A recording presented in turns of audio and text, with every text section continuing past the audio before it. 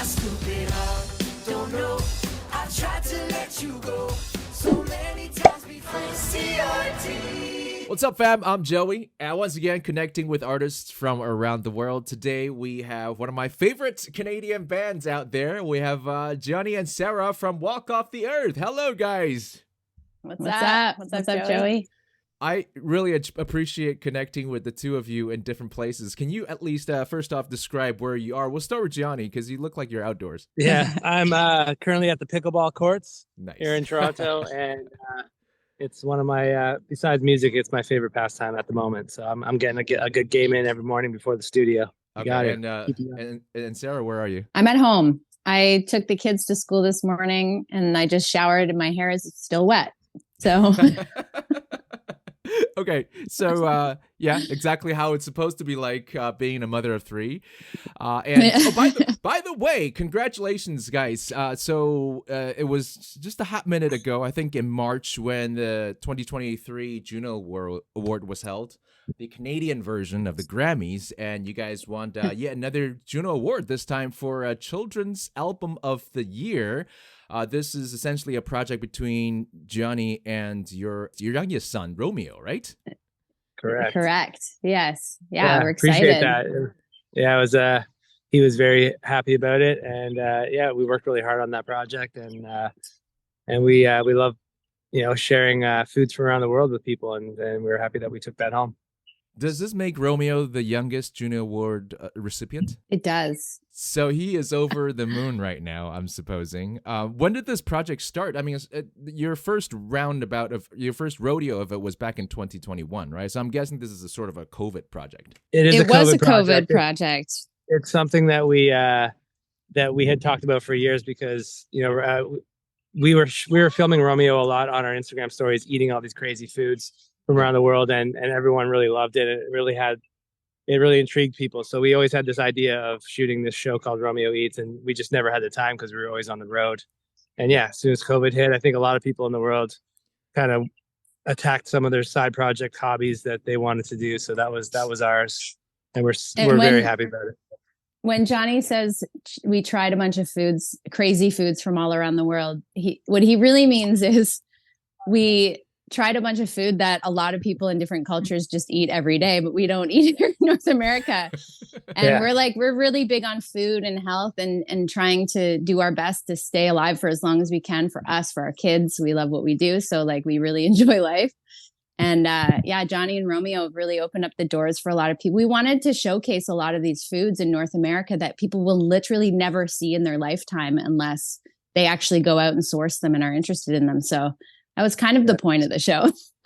I think way to putting a positive spin on having to stay at home during the COVID lockdown, right? And also being parents, you guys have to keep the three kids very entertained and managing to do it. I don't know how you do it, in fact. Yeah, I don't think anyone knows how to do that, really. Here's the thing, though. If you go back to parenting, like when we grew up, the 80s and the 90s, our parents weren't concerned at all about them entertaining us. They were more like, you guys need to learn how to entertain yourselves. And I think Gianni and I are really on that same page. Obviously, it's a different climate now, so it changes things a little bit. But kids are so smart, and if you give them the opportunity to use their imagination in situations, they will. They just get lazy because so many people are trying to find things to do for them, right? So True. Yeah, but they are a handful. There's no doubt about that. Yeah, for sure. And I think it was Conan O'Brien who said that, kids these days get so much attention because back when he was a kid, if you ask the parents, they just never know where the kids are because you give them a lot of freedom to just kind of roam about and do their own thing. But still, I find it crazy that you guys have been essentially, writing music, going into studios and touring while Sarah was basically having babies every other year. How did you guys manage that? It was hard. It was definitely not the traditional way of making a family, in the sense where most people have a schedule and a life at home that they can kind of readjust their schedules for. Just kind of had to go with the flow. Like in the music industry, there is no mat leave. Yeah. Well, so true. And I feel like through my pregnancies, I felt super healthy. I felt really strong and good. And I was just like, I keep doing this until my body won't let me do it anymore, as long as everyone's healthy. And I think we then kind of got on a really good track with how to bring the kids and how to have them on the road. And it was a really cool experience, I think, for them, although they probably won't remember a lot of the tours that we've done so far, but now it's cool. Now they get what's going on. They like to watch the show. We're showing them what we do on a daily basis. And, for us as parents, the ultimate goal is to inspire them in some way to discover their own passions in life and have the motivation and the drive to follow through with them. So hopefully, in some way we're doing that. Well, I think it must be very refreshing to know that, at least for Romeo, he's found a knack for performance, kind of like mom and dad. Definitely Romeo. The other boys, I mean, they all have a passion to a certain degree with music and art and creativity and all that. But Romeo is definitely the one that spends the most time in his own time, practicing songs and picking up instruments and being curious about sounds and stuff like that. So yeah, he's a performer for sure. So I have two boys, twin boys, and I'm just starting to find out, because they're about 7-8 months old now. Just starting to find out how much of a bowl of energy the boys can be. So it must be a relief for parents that we're finally out of the COVID lockdown. And straight out of COVID lockdown, we got some music babies coming from you. So starting in January, you guys released the song called My Stupid Heart. And of course, in March, you released a version with Lauf. He contributed a verse on TikTok. And I want to ask you, when did you guys write the song My Stupid Hearts? Was it during the last phase of COVID, or was it long before that? Yeah, it was during the kind of the wrapping up of COVID. We had kind of had that chorus sitting around for a while, and we kind of forgot about it. But our managers always, like, they kept pounding us about it. Like, you got to finish that song. You got to finish that song. And we didn't really think much of it, but it was kind of on our to-do list, and then we ended up getting to it.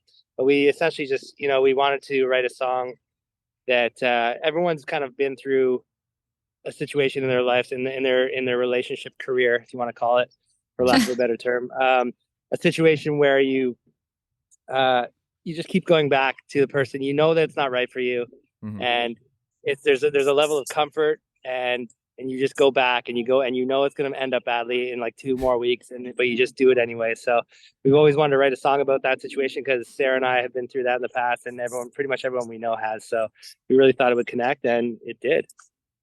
Well, not us together personally. Thank God. Yeah. Right.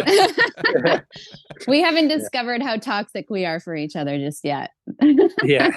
Well, let's hope we never find out.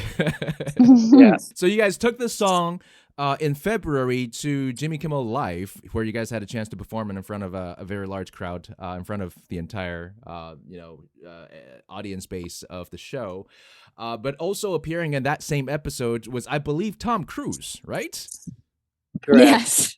Okay, Yeah. So please tell me all about it. What's it like to? I'm sure you met him backstage. I know Sarah is a bit of a fan. Did you get a chance to talk to him?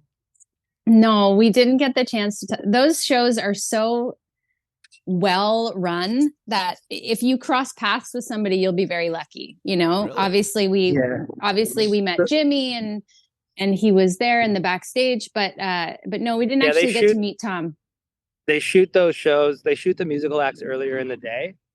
And then we had another prior engagement that night, so we weren't actually at the show when Tom Cruise was there. You can't give the secrets away, Gianni. It was live.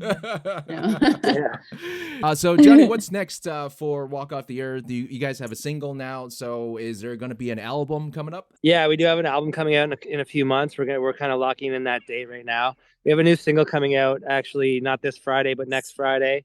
Okay. We've been teasing a little bit on our TikTok channel, Walk Off the Earth on TikTok. It's called Whatever, and it's going to be a great follow-up to My Stupid Heart. But other than that, My Stupid Heart's still kicking. It's one of the biggest songs we've ever had. It's on radio in the US and in Canada. It's in top 20 in Canada here. So yeah, we're really excited about all the success that's happened. But yeah, we got an album coming out this summer. We're going on tour. Woo! We're going to be in Europe. We're going to be in the States. Yeah, we have lots of fun things coming down the pipe. We got cartoons in the works. We got lots of stuff, lots of TikToks and reels and all that stuff. So entertainment for the masses. It's actually pretty crazy that My Stupid Heart is one of your biggest songs. That is considering that you guys released songs like I'll Be There and Bet on Me.